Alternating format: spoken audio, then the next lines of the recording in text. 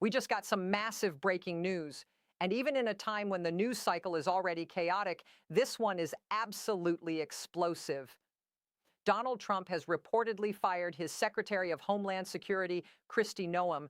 Now, rumors about this firing have been circulating for months. There have been several moments where people thought, this is it, she's done. But until now, nothing happened. And remember, she was overseeing the Department of Homeland Security, the agency that controls ICE, which has been at the center of extremely controversial operations in multiple communities, including Minneapolis, something many Americans have been watching unfold with shock and anger over the past several weeks. But here's the twist. According to reports, that's not actually why Trump fired her. What reportedly pushed him over the edge was something else entirely. A $200 million government-funded advertising campaign that Noem allegedly used to promote herself politically. Yes, you heard that right. More than $200 million in taxpayer-funded ads that critics say were essentially designed to boost her own political profile, and it gets even messier. That same campaign also reportedly benefited the husband of one of her closest aides, Tricia McLaughlin, a major spokesperson inside the department. So suddenly, this wasn't just a PR campaign. It started to look like a serious political corruption scandal involving government money, insider connections, and self-promotion. This issue actually exploded during a tense Senate hearing earlier this week, where lawmakers grilled Noem about the ad campaign, and it reportedly played a major role in Trump finally deciding to pull the trigger and remove her. But during that same hearing, something else resurfaced that reminded everyone exactly who Kristi Noem is, and it involves one of the most bizarre political controversies in recent memory, her dog. Yes, her dog.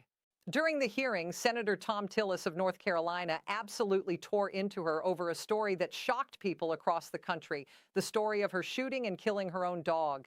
Let me play part of that exchange. A 14-month-old dog is basically a teenager in dog years. You decided to kill that dog because you hadn't invested the proper time in training it, and then you had the audacity to write about it in your book as some kind of leadership lesson about tough decisions. Those are not leadership decisions. Those are bad decisions made in the heat of the moment. And honestly, that moment stunned people watching the hearing. Now, if that story sounds familiar, but you're thinking, wait, what? She killed her dog? Yes. And the most shocking part? This wasn't some investigative journalist uncovering a hidden scandal. Kristi Noem herself wrote the story in her own book. Let me summarize what she described. She said that after the dog became difficult to train and allegedly tried to bite her, she decided she had no choice but to put it down. So she drove home, grabbed a gun, took the dog into a gravel pit on her property, and shot it. And she framed the entire story as a leadership lesson about making tough choices. Now imagine hearing that as a voter. Imagine hearing that as someone deciding whether this person should run a federal security agency. Naturally, a lot of people assumed that revelation would end her chances of holding high office. But here's where the story gets even stranger. According to new reporting this week from journalist McKay Coppins, Trump actually considered Noem as a possible running mate for the 2024 election. Her name was even on the vice presidential shortlist. But when the dog story came out publicly, she was removed from the list almost immediately. So yes, they knew about it. They absolutely knew. But here's the truly unbelievable twist. Another reporter, Julia Ainsley, revealed that Trump reportedly saw that same story, the story about shooting the dog, as evidence that Noem was tough enough for a role like Secretary of Homeland Security. In other words, the very story that disqualified her from being vice president may have actually helped her get the DHS job, which honestly tells you a lot about the decision-making inside this administration.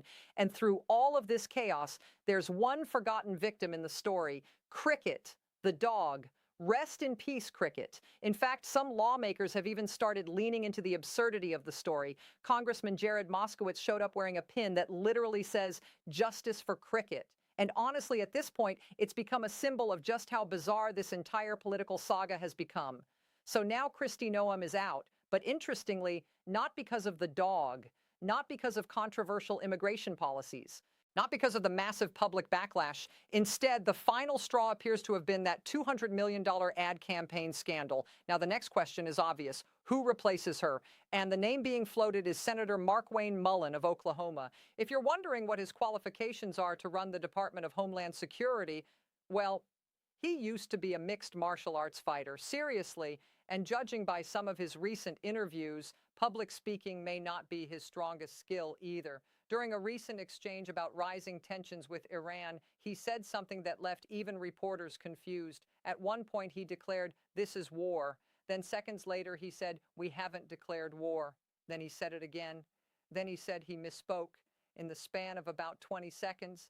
And this is the person now being discussed as the possible next Secretary of Homeland Security while tensions in the Middle East are escalating.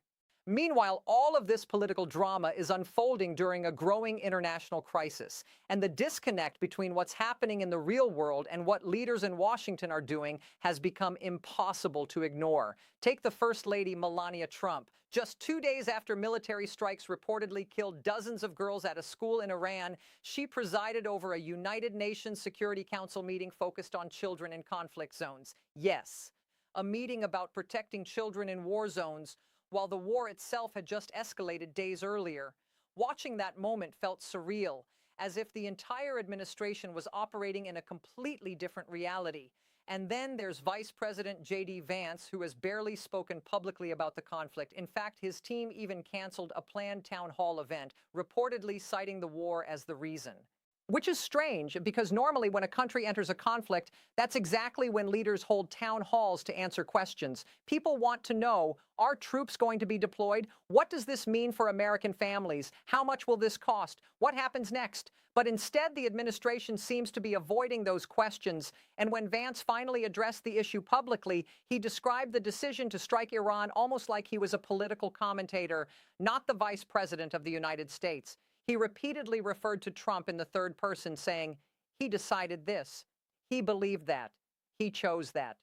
Almost as if he wasn't sitting in the room when the decisions were made, which raises a lot of questions about how decisions are actually being made inside the administration. But amid all the chaos, there was at least one interesting development this week.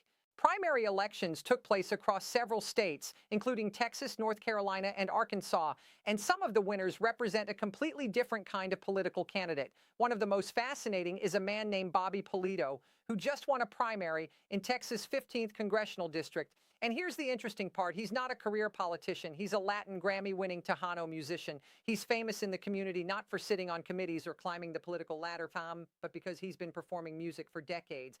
And honestly, that kind of background might be exactly what some voters are looking for right now. People are frustrated with Washington. They want new voices, different perspectives. And at Polito's rallies, the energy feels less like a typical political event and more like a concert, which in a strange way might be exactly the kind of spirit politics needs right now. Because after weeks of scandals, wars, and bizarre headlines, a little authenticity might be the most refreshing thing of all.